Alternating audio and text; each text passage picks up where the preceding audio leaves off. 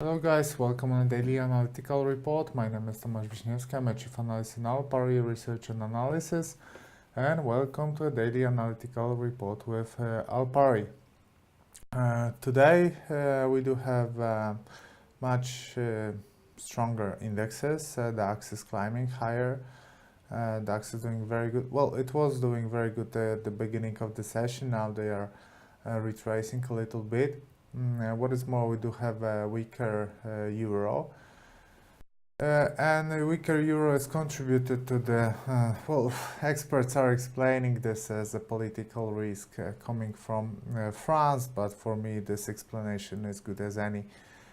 Because if there is a risk from France, why indexes are heading higher, why they are advancing, why we made a new fresh high on DAX, if traders on the currency market are concerned about the political risk in France. So for me it's not the very best explanation. I have my own theory which I showed you, which I told you yesterday, right? So we do have a panic buying, which is typical for the top of the uptrend.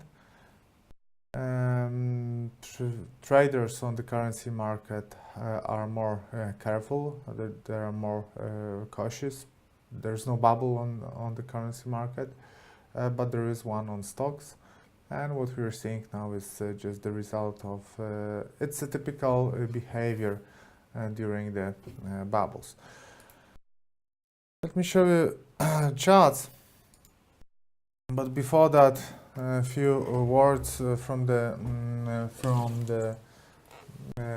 fundamental point of view as well. We do have, excuse me for a second, we do have, we had a Fed speak from Mr. Harker, which I was telling you before, that he said that the sooner Fed moves away from zero rates, the better. What we also heard is Mr. Williams. Mr. Williams from Fed said that financial stability risk rise when persistently lower rates. And also Mr. Master from Fed as well. Fed doesn't want to surprise market on policy. Well, they do not want to do that, but almost always they do. So that's an interesting thing what the Fed is doing. Also, first Brexit bill passed by in lots. It will be triggered by 31st of March. What is more, Iran oil minister said that crude above $60 would hurt OPEC countries, and oil went outside from the symmetric triangle, but they stopped, and oil is heading lower at the moment. What I'm showing, maybe also let's see the calendar. What we do have in calendar is the retail sales from Canada that we will get in an hour and 20 minutes. Also FOMC minutes in 7 hours, almost 7 hours. We had CPI today. CPI today came the same as expectations, so there was no surprise from this side of the market. How traders reacted? Well, euro is heading significantly lower, but I don't think it's that CPI was influential. I think it's just an overall sentiment on the market that triggered this downswing, and in my opinion it's more a technical situation, so a failed inverted head and shoulder formation there. Today that will be actually end of fireworks in terms of the events in the macro calendar. because on Thursday and Friday the calendar is rather empty, so no significant news whatsoever. So we can easily go now to the technical point of view in our analysis, in our daily analytical report. So I told you that we will start with DAX, and on DAX what we do have is this wedge that we used for a bullish breakout, that we used to trigger a bullish sentiment, and the price advancing higher. We had another correction there, and the price is advancing higher and higher. And as you can see today, we opened with a small gap, and then we went for new highs. We went above 12,000 points. That's a new local top, that's a new local record. And now the price is correcting this movement from the very morning a little bit. We can start looking for a potential supports, because maybe the price will try to retrace this movement.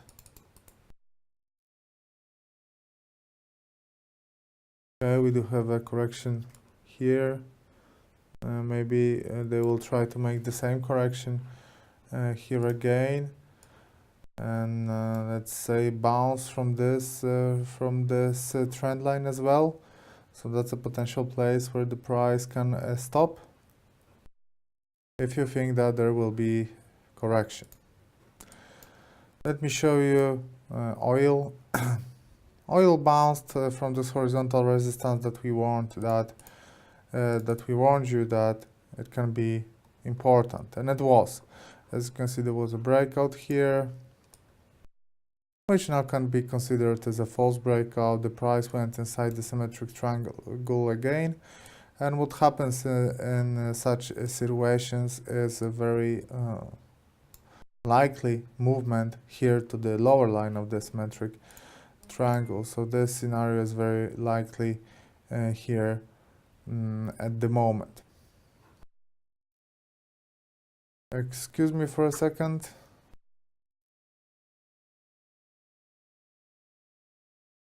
Okay, we are back. I'm sorry.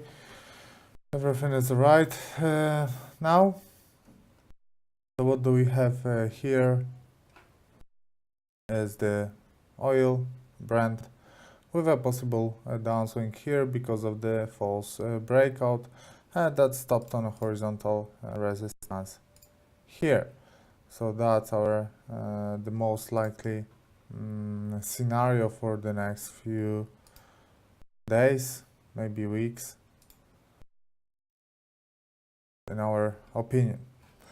Let me change the account right now, and let's go to the Forex trading. What do we have on the Forex market? Is first instrument I would like to show you is British pound to American dollar, where we had the symmetric triangle formation, and we had a bullish breakout which broke the long-term upper line of the symmetric triangle and the mid-term upper line of the symmetric triangle. That's this breakout. This breakout can be considered as false, as the price went below the horizontal resistance, below the horizontal support, which is now the resistance, and also went below those two lines.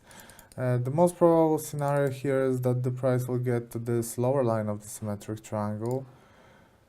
We don't have, oh, it's 20 pips, so it's not a big occasion anymore, because we always can have a retracement here, and risk to reward ratio from this transaction is not very good. But if we consider this breakout as a strong one, this attempt as a strong one, and this false breakout signal as legitimate, we can expect a breakout of the lower line of the symmetric triangle, and test of this horizontal support, and that can be a significant movement of 50 pips, which is quite right. Next instrument I would like to show you is the British pound to Australian dollar, because what we have here is a symmetric triangle as well, and we do have here a downtrend, price making lower highs and lower lows, and now the price stopped above this lower line of the symmetric triangle, and also what do we have here is a wedge, right? Wedge is a trend continuation pattern. When you see a wedge, the price inside the wedge, you know that there are higher chances that the downswing will be continued. In this particular occasion, the downtrend will be continued. We have a first attempt to break the lower line of the wedge. If it will be successful, we'll have a test of the lower line of the symmetric triangle and possibly a further downswing. Euro to New Zealand dollar. This is very interesting situation because the price was making lower highs and lower lows, so it was in a beautiful downtrend. Still is in a beautiful downtrend, but yesterday, 2 days ago, we could expect, well, maybe not expect, but some people could anticipate a reversal formation, inverted head and shoulder formation, left shoulder, head, right shoulder. But the buyers failed to break the midterm trend line. They failed to break the horizontal resistance here. Instead of that, as they say, if the price does not want to go up, most probably the price will go down. And it's happening here on Euro to New Zealand dollar. The price broke the line connecting bottom of the head with the bottom of the right shoulder. Price broke this line and is advancing lower, which creates a potential sell signal here on this instrument. And actually there is a sell signal on Euro to New Zealand dollar right now. We are still in a downtrend. Traders did not use a reversal pattern. Prices making lower highs and lower lows. Price broke midterm support, which is the red line, and that is a sell signal. Very similar situation, but slightly bigger, because here inverted hand shoulder formation on Euro to New Zealand dollar started at 24th of January, and on Euro to dollar, on Euro dollar, this formation started at November 2016, but the principle is the same. Look at that. There is an inverted head and shoulder formation. They had a chance to break the neckline, to at least test the neckline, but they didn't use this chance, and the price broke the lower line connecting the bottom of the head and the bottom of the right shoulder. First, before the breakout, they made a flag wedge, very similar situation to here. Look, flag wedge above trend line. Flag wedge above the trend line resulted in a breakout and a further downswing. And after this, the sentiment here is clear. The sentiment here is bearish. No doubts about that. That's our view on this instrument. Another one I would like to show you today is American dollar to Canadian dollar. What do we have is here is a continuation of this movement from yesterday, where we were telling you that there is a buy signal here, and actually the price today made another higher high and higher low. So the price is going according to our scenario, and we don't see any potential dangerous situations here for the buyers. It looks like the price will advance at least 150 pips higher to 38.2 Fibonacci level. Another instrument I would like to show you is the silver. Silver had a bigger correction yesterday. Actually, it will be visible on hourly chart. But at the end of the day, at the end of the European session, they managed to pull the price higher and actually to set new daily highs. And this is kind of V-shaped retracement. We can consider this wide area as a local support, as a local important support. As long as we stay above this line, the sentiment is positive. Maybe also here another midterm trend line here, and the sentiment is positive. But at the same time, I also told you that the main support here for this upswing on silver is this blue line connecting recent higher low. So as long as we stay above here. But definitely, if you're a buyer on gold, if you're bullish on gold, you're happy with the latest situation, with the first 2 months of 2017. We are bullish. We were telling that for a long time, and so we are happy, right? And gold also, created even inverted head and shoulder formation, but I wouldn't pay too much attention on this. Why? Well, because sentiment is bullish anyway. We don't even need that inverted head and shoulder formation here to support the bullish side of the market. If there's wedges of the table right now, maybe let's use those lines. The bottom line we can delete. The top line we can set here, and this will be the closest resistance. This will be the closest support, and actually the price is now. This horizontal support resistance is no longer relevant, so we can delete it because the price was breaking it all the time. So if you can see that there was an old support resistance and the price is not respecting it anymore, you can delete it from the chart without any problems. Actually, yes, it's almost a horizontal resistance, obviously taken from the long term, from this position. Australian dollar to American dollar, we told you that this creates a potential chance for a breakout for this line. Maybe let's adjust the trend line here a little bit better. They are struggling to pull the price higher, but I'm not surprised. Look at the power of this upswing. The price didn't even correct to any 3.6 Fibonacci level. So here the sentiment is definitely positive, but if we will stay with a daily candlestick like that, we could expect a bigger correction here. But so far so good. But it looks like we finally getting there. We're getting to the place where the bears will take over the market. But still, it will be just a correction. It won't be anything significant. It won't be anything strong, at least at the very beginning. Because, well, take profit action here is needed, is anticipated, and will be good for everybody. Euro to Australian dollar. There was a hammer candlestick on the support. It wasn't respected. So this shows the power of the trend, right? This shows that you shouldn't go against the trend. We went against the trend here.